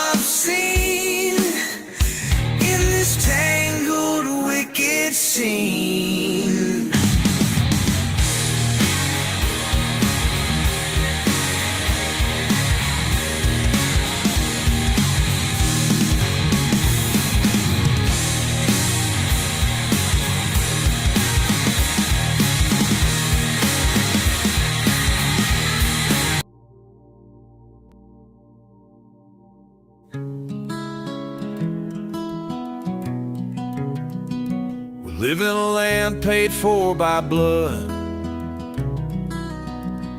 a country that was built up from sticks and mud. Our ancestors crossed 1,000 miles over the ocean, leaving behind a past that was negative emotion. When they first sighted land, they all jumped overboard and swam. They couldn't believe they were living in freedom. The government they once had didn't need them. It was tough during the first days, figuring this strange land. Many grouped together and started a plan. They knew they needed something to keep them in line. This is when they wrote the Constitution, man, it was divine. A bunch of men agreeing never lost their mind. They gave us all our freedom, one amendment at a time. And when they finished writing, 39 men had to sign. We have freedom, you can't take away. The Constitution guarantees that. So take your false authority and go the fuck away. The next 200 years came with a price. A bunch of men and women gave the ultimate sacrifice. They did it for the people alive today. You don't hear very many taking 3 times to say thank you, whoever you are, who gave your life, and for their families left on earth alone for their life. Thank you for your gift, the life that you gave. It lets us live as free men. Oh, glory we will wave. Now we are here in 2025, a year led by selfishness. It's no surprise the government is taking over. It's a friggin' mess. Our kids are being taken by people who must be diseased. Who the hell gave them that power? These actions need to cease. So listen up, you voted officials, we are here to say you need to pay attention to issues, because we aren't going away. We come bearing the Constitution, we'll recite it if we may. We the people is how it begins. The words that follow, you can fill them in, because they are true as they were meant to be. You're taking our freedoms one at a time. No one's paying attention except for us reciting these lines. You don't get to take away the rights we were given. Taking away our children should get you in prison. I'm not messing around, it's no laughing matter. Give our children freedom or feel.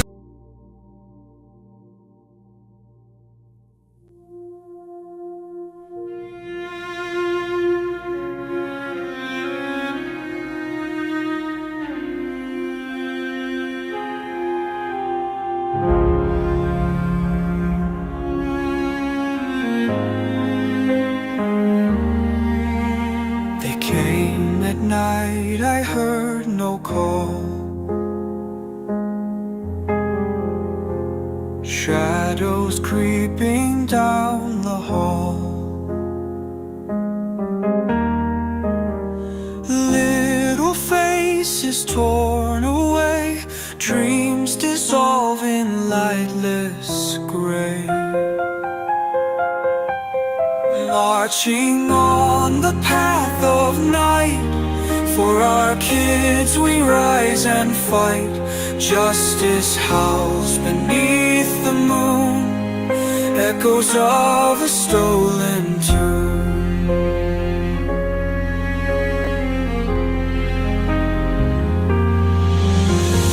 Broken cradle, silent yield.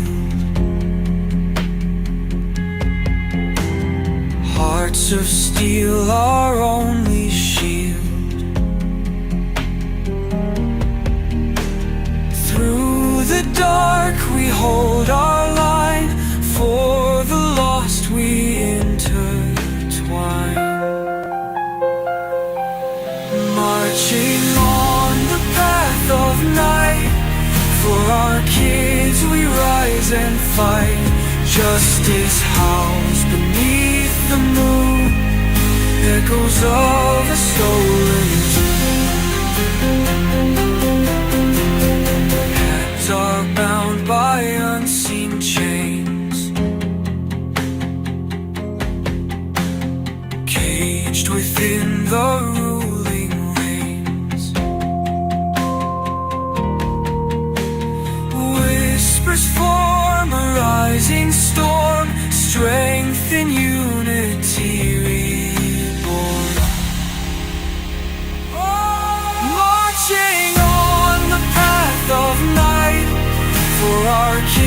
we rise and fight.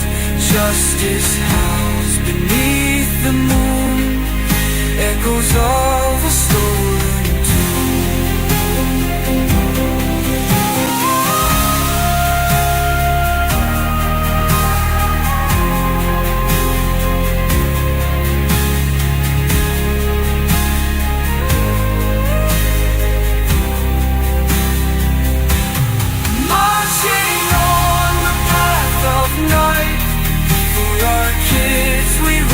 and fight. Justice housed beneath the moon, echoes of